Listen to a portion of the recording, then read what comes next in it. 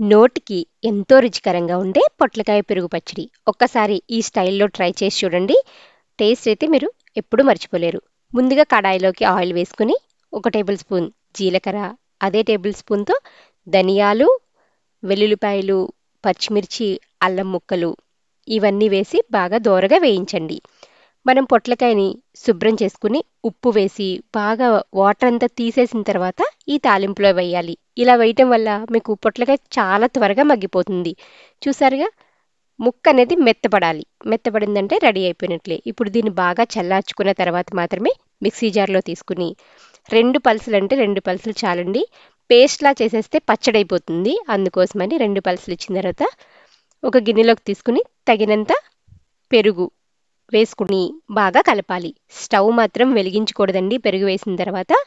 చల్లారిన తర్వాత మాత్రమే దీన్ని పెరుగు మనం యాడ్ చేసుకోవాలి. ఈ కన్సిస్టెన్సీ వరకు ఉంటే సరిపోతుంది. మీకు బాగా పలచగా కావాలనుకుంటే ఇంకా ఎక్కువ పెరుగుని యాడ్ చేసుకోండి.